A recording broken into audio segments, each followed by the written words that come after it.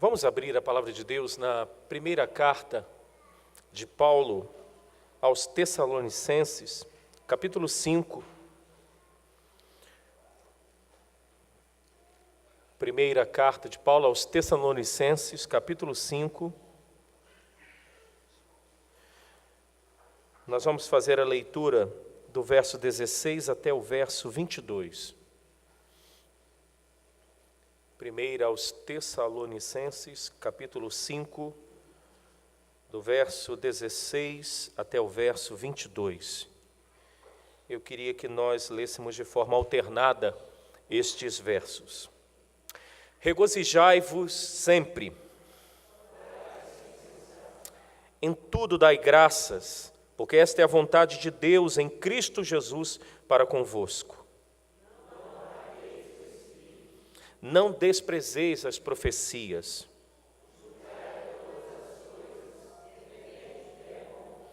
Abstende-vos de toda forma de mal. Vamos orar mais uma vez. Pai de amor, nós dependemos do Teu Espírito Santo para iluminar as nossas mentes. E também, Senhor, após sermos iluminados, a Tua palavra descer para os nossos corações. Na verdade, falamos isso desejando postura e atitude diante da iluminação do Teu Espírito, a Tua palavra, para que, ó Deus, possamos agradar cada vez mais ao Senhor. Portanto, uma vez mais, fala conosco nessa manhã de domingo. Nós te pedimos em nome de Jesus. Amém, Pai. Amém. Antes de entrar no texto para a gente meditar nele, eu começo lembrando das palavras do apóstolo Pedro na sua segunda carta, capítulo 1, verso 12, quando ele diz assim: por esta razão sempre estarei pronto para trazer-vos lembrados acerca destas coisas que, embora estejais certos da verdade, já presente convosco e nela confirmados. Eu pego esta palavra do apóstolo Pedro nesta manhã para ensejar esse assunto que Paulo escreve aqui para a igreja, para aqueles irmãos na cidade de Tessalônica.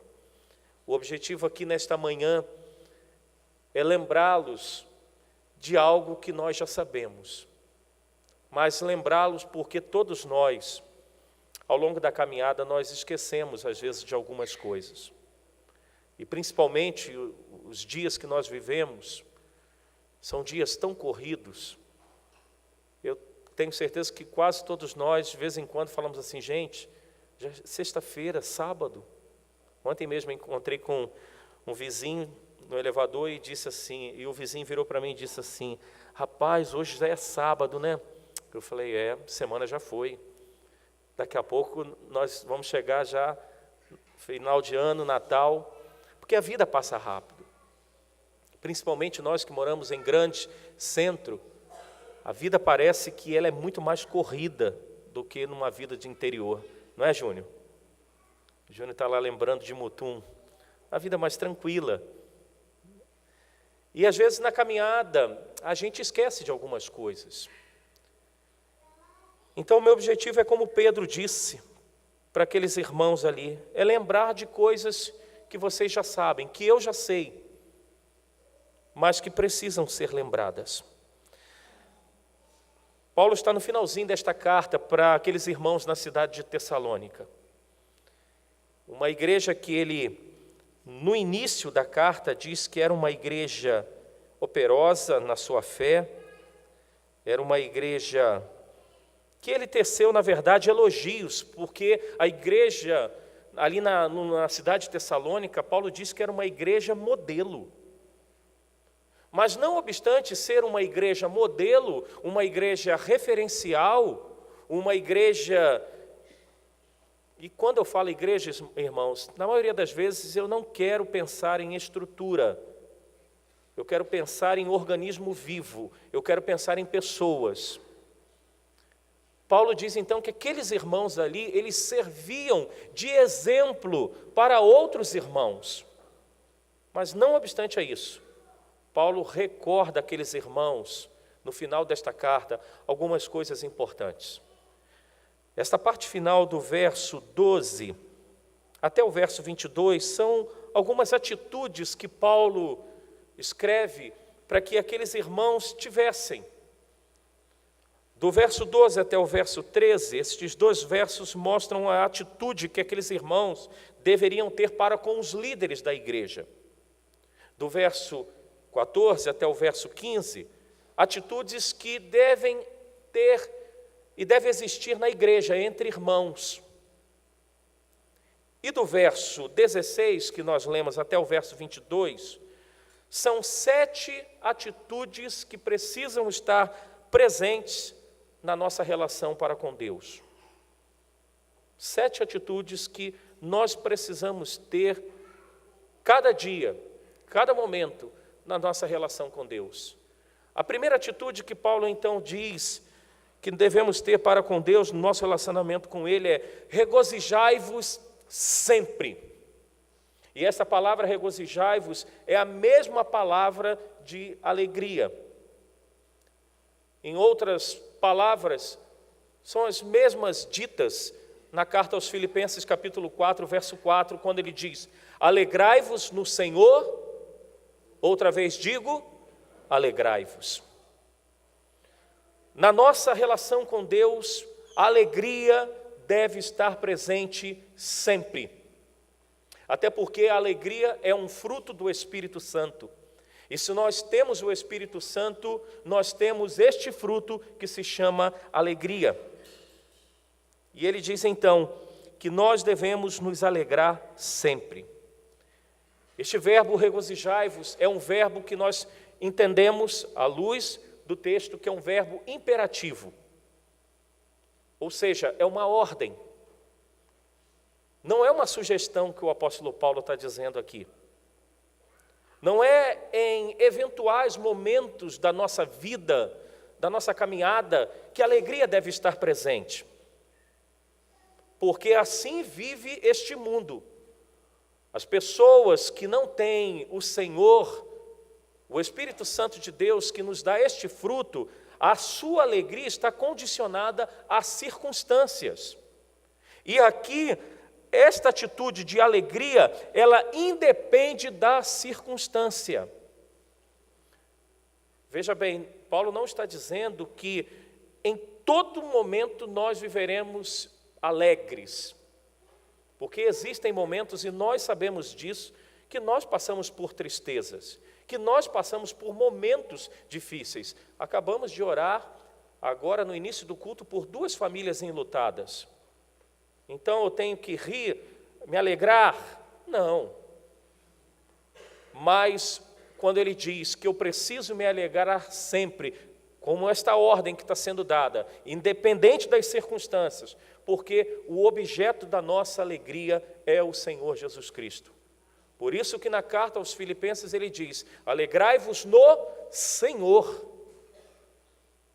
Mesmo então passando por revés nessa vida, passando por momentos difíceis, circunstâncias difíceis, mas nós entendemos que a nossa alegria, ela está no Senhor.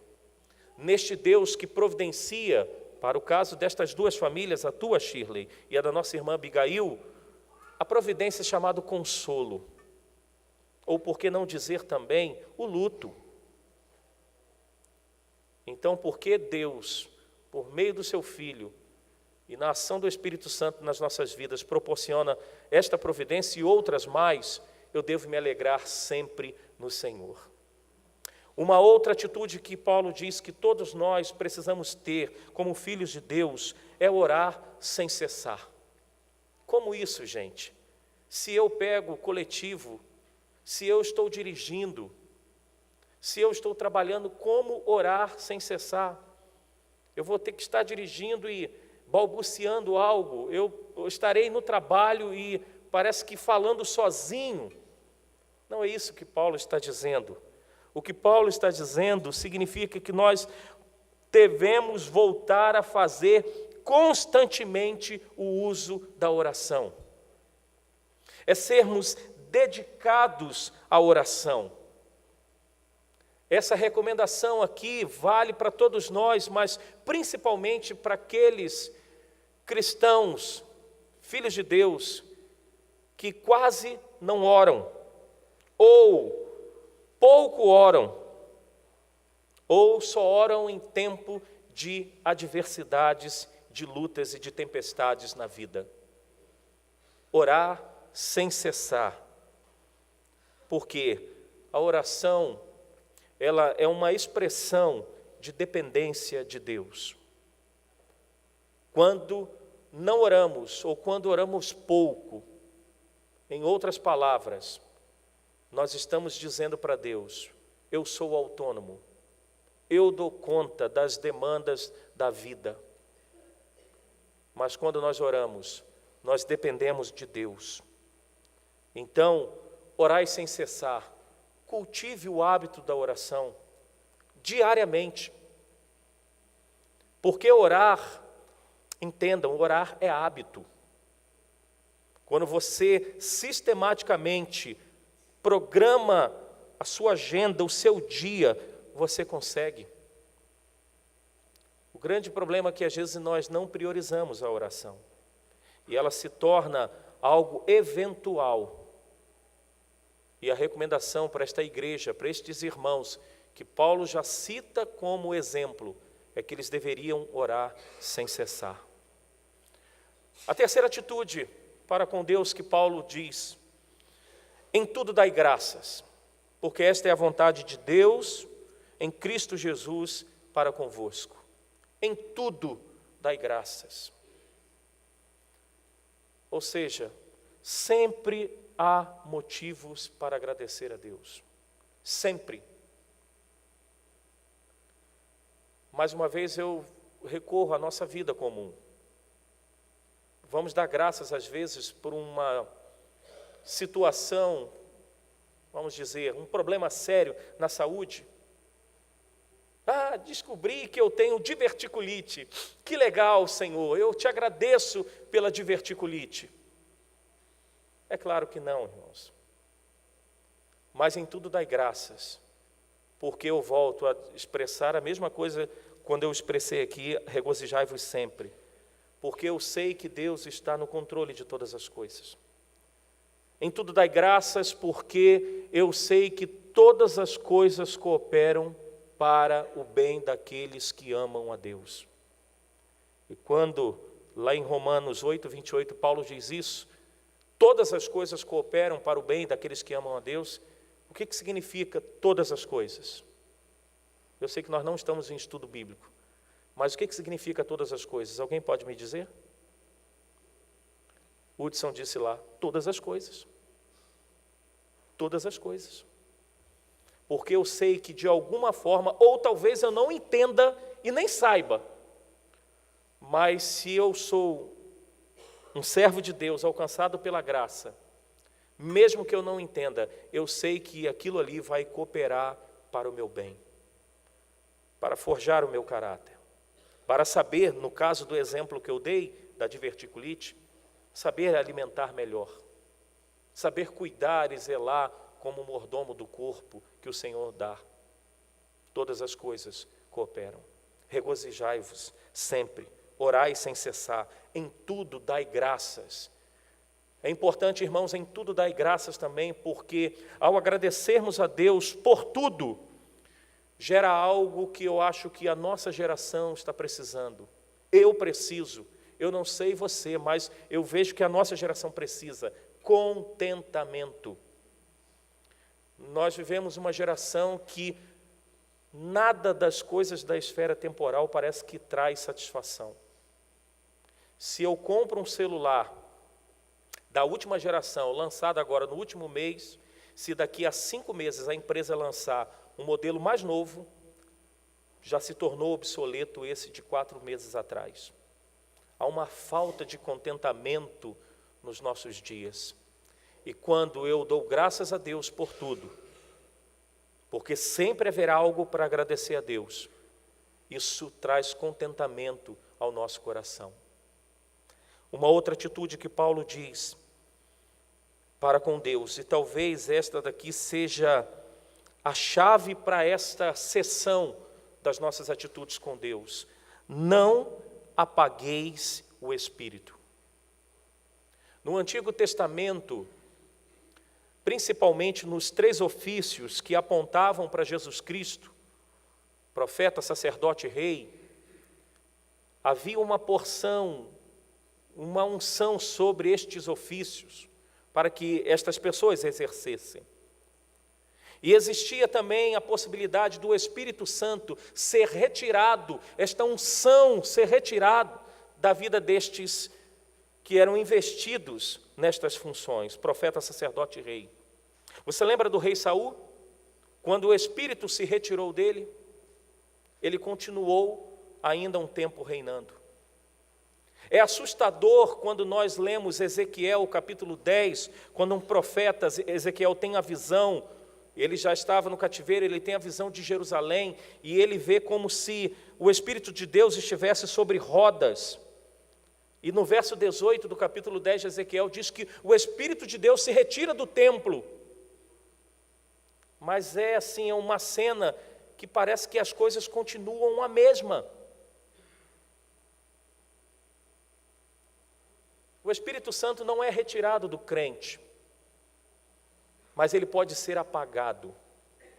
Ou ele pode ser, como diz aqui também, ele pode, a ideia desse apagar é a ideia do fogo. A brasa pode estar bem pequenininha. E como que apagamos o Espírito de Deus? Eu coloquei aqui alguns exemplos.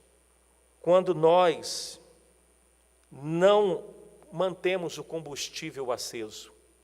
E qual é o combustível para que o Espírito Santo não seja apagado da nossa vida? Não é nada novo. Os meios de graça, irmãos. Porque às vezes parece que a gente quer inventar a roda na vida cristã, ou na nossa vida, né? A gente parece que tem uma sede de algo novo.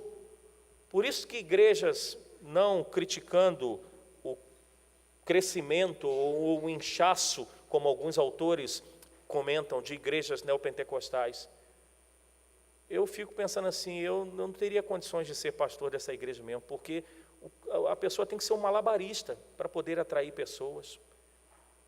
Porque todo domingo ou todo culto tem que ter algo novo. E na vida cristã, os meios de graça são algo tão comum, mas mantém a chama acesa do Espírito dentro da gente, da disposição de servir a Deus com inteireza de coração, com toda a força, como disse Jesus, com toda o Espírito, com toda a inteligência. E quando nós não buscamos os meios de graça, e deixa eu então talvez explicar para alguns que ainda não saibam, a oração, a leitura da palavra, a comunhão, quando eu não busco estes elementos, eu apago o Espírito Santo, essa chama dentro de mim.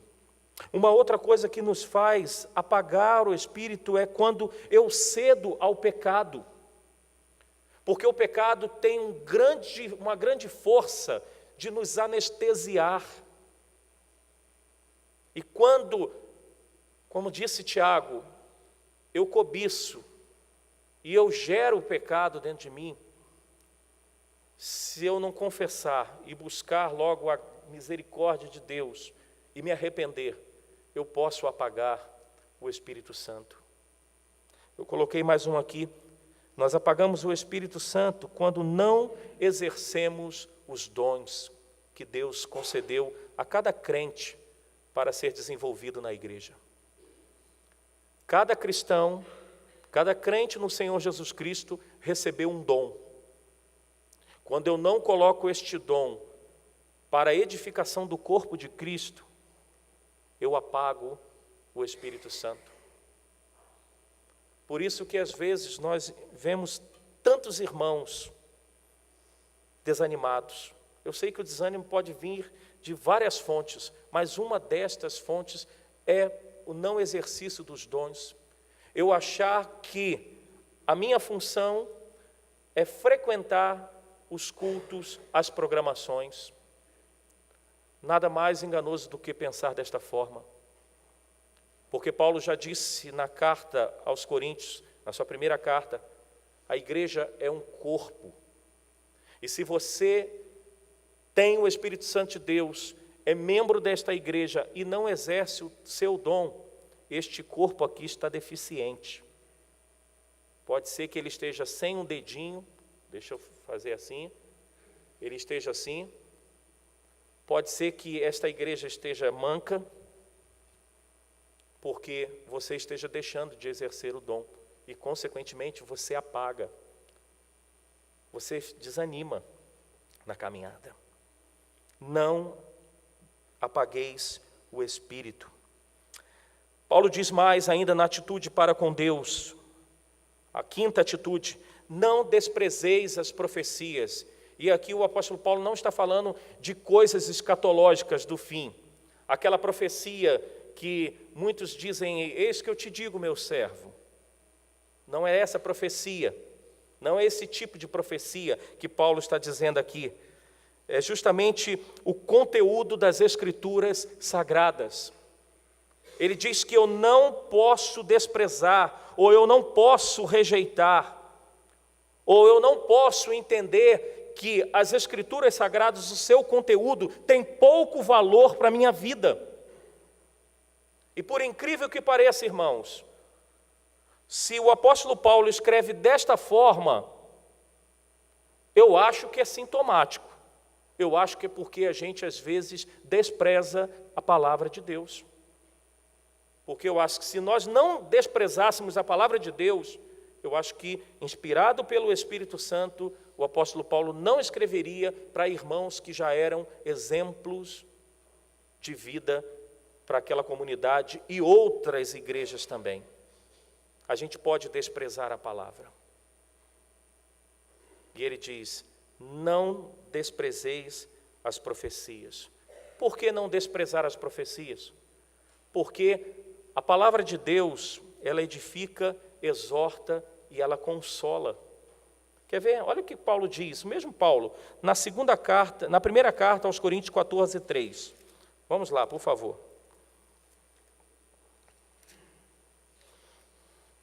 Primeira carta aos Coríntios 14, verso 3.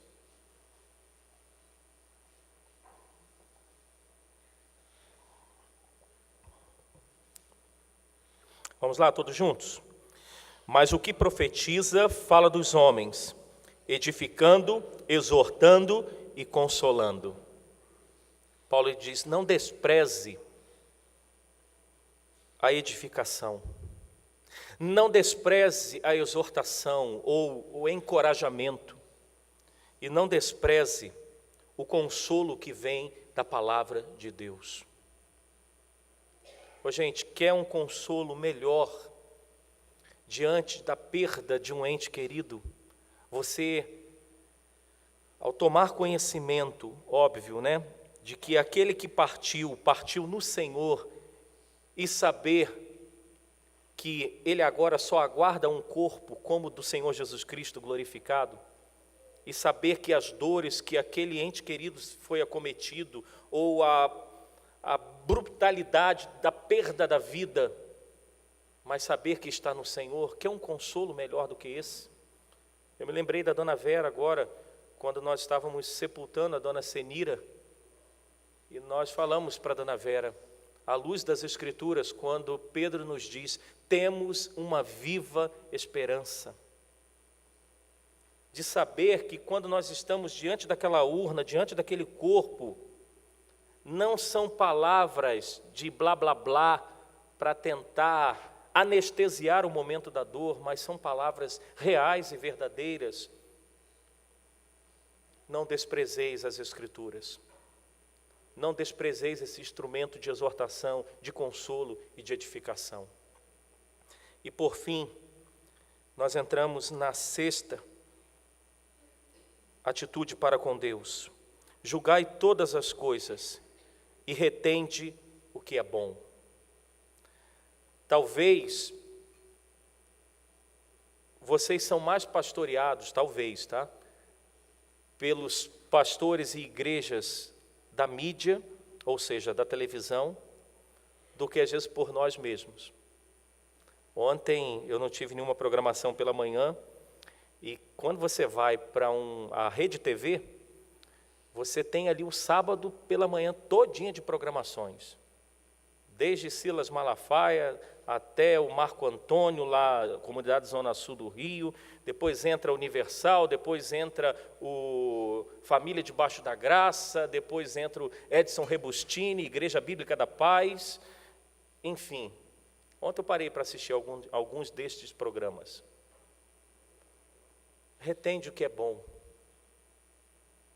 porque nem tudo que é falado em nome de Deus significa que é verdade. Não é porque colocou o nome de Deus, é uma igreja evangélica, que eu tenho que engolir qualquer coisa. Eu digo mais, não é porque nós estamos dentro de uma igreja presbiteriana, o pastor é presbiteriano, que eu tenho que entender que tudo que o pastor fala está 100% de forma bíblica. Dias atrás eu falei sobre oração imprecatória aqui, não de forma específica, mas eu citei. Um irmão veio me procurar depois, pastor, não concordo com isso aqui não. Isso aqui para mim ficou lá no Antigo Testamento. É por aí, irmãos. Lembra da igreja de Bereia, capítulo 17 de Atos? Nada mais, nada menos, quem estava falando para a igreja de Bereia era o apóstolo Paulo.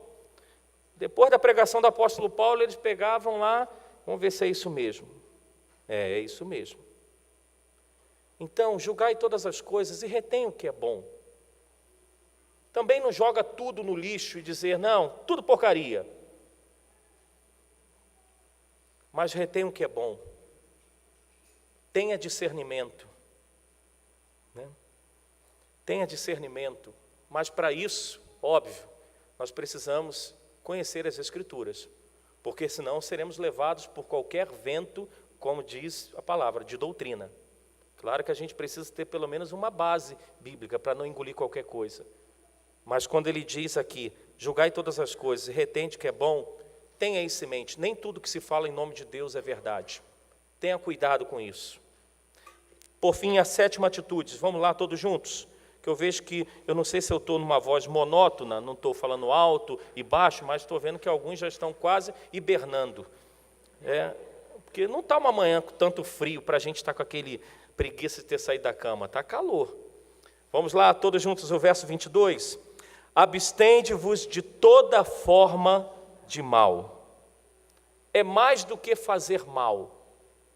Abster-vos de toda forma de mal significa manter-se longe e não ter nada a ver com o mal.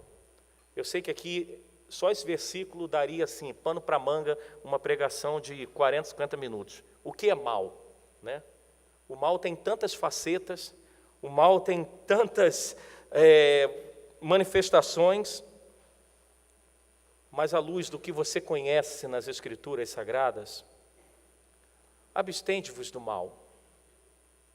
Eu posso dizer algumas coisas aqui, talvez alguns possam até pensar assim, pastor está batendo muito nisso, é porque está acontecendo. Mas sempre existiu, irmãos. Não é porque eu vou citar o primeiro exemplo que eu estou sendo tendencioso, não. Abstende-vos de toda forma de mal. Começou fofoca, sai fora da roda, irmãos. Se algum irmão for falar de outro com você, já pergunta logo de cara, de início, você já procurou fulano de tal para falar? Porque vários textos das Escrituras, o Senhor fala sobre maledicência no meio do povo de Deus. Provérbios chega a falar que o Senhor abomina o falar injurioso. Quer ver uma outra forma de mal? Inveja. E fala assim, crente tem inveja? Claro. Pedro diz na sua primeira carta, capítulo 2, despojai-vos, ou seja, despir, inclusive da inveja. Inveja tem duas facetas. Eu quero que você tenha, ou eu quero que você não tenha o que eu não tenho. Eu, além de querer o que é dos outros, do meu irmão ou do próximo, ou eu também, se eu não tenho algo, eu também não quero que o meu irmão tenha. É por aí a inveja. Uma forma de mal. Despojai-vos, despie-vos de toda forma de mal.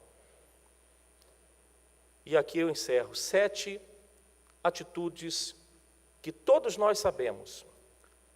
Há um jargão, um adágio popular que diz assim: estou chovendo no molhado. Talvez você tenha pensado, pastor, eu sei de tudo isso. Eu também sei. Mas quantas vezes eu não me regozijo, não me alegro no Senhor sempre?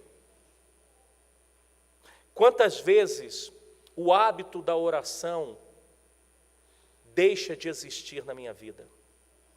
Quantas vezes eu não agradeço a Deus por tudo o que acontece na minha vida, até aquilo que aparentemente eu olho, que não tem nenhum benefício. Quantas vezes eu apago o Espírito Santo de Deus? Me lembro quando ainda jovem ouvi uma frase que levarei para o túmulo. Se o Espírito Santo de Deus fosse retirado hoje da igreja, será que nós continuaríamos os mesmos? O domingo de manhã seria a mesma coisa para a gente? A vida seria a mesma coisa? Porque muitos nem sentem a presença do Espírito Santo e muito menos a chama quase apagando. Será que nós temos desprezado a palavra de Deus? Ela tem ficado lá no canto da nossa casa de segunda a sábado à noite e domingo pela manhã a gente carrega? Será que nós temos retido o que é bom? Ou temos trazido para dentro da nossa vida, da nossa caminhada, dejetos de supostamente algo sobre Deus que a palavra de Deus não aprova? Será que eu estou me abstendo de todo tipo de mal que prejudica a minha caminhada com o Senhor e também com o próximo? 7 atitudes para uma igreja exemplo, para irmãos exemplo. 7 atitudes ainda em vigência para a nossa vida, para que continuemos exemplo e mais ainda, cheios do Espírito Santo de Deus. Vamos orar? Curve a sua cabeça. Eu vou deixar você pensar um pouquinho se estas atitudes têm feito parte da sua caminhada com o Senhor. Se não, eu sugiro que você ore ao Senhor, reconsidere, peça perdão e assuma um compromisso nessa manhã de voltar à prática das primeiras obras.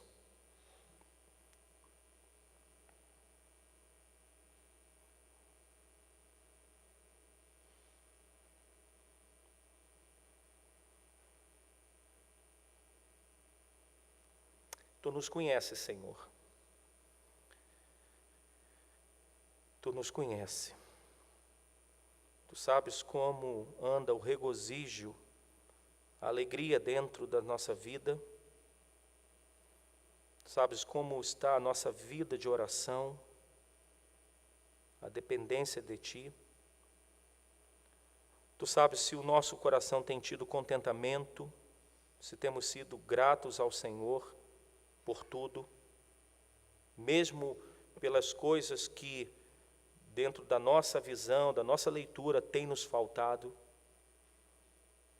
Tu sabes, ó Deus, se temos acendido a chama, o combustão, para que Teu Espírito Santo possa cada vez mais tomar, ó Deus, as minhas atitudes, meus pensamentos. Tu sabes, ó Deus, se eu tenho desprezado a Tua palavra ou não. Tu sabes, ó Deus, o quanto eu tenho ouvido, lido e tenho procurado colocar todas estas coisas à luz dentro do foco da Tua palavra para ver se realmente é do Senhor e assim desprezar, deixar de lado o que não é bom. Tu sabes se nós estamos nos abstendo de toda forma de mal. Se não, Pai, nós queremos reassumir um compromisso nessa manhã com o Senhor, porque nós queremos ser cheios do Espírito Santo, sermos exemplo de vida e sermos, ó Deus, apontados pelos homens, como ali vai um servo, uma serva de Deus, e também ter testemunho do Senhor, como o Senhor testemunhou de Jó para Satanás. Meu servo íntegro, reto e temente. Queremos receber esse testemunho da parte do Senhor, porque, consequentemente, receberemos da parte dos homens. E a glória é toda tua, Senhor. Em nome de Jesus. Amém.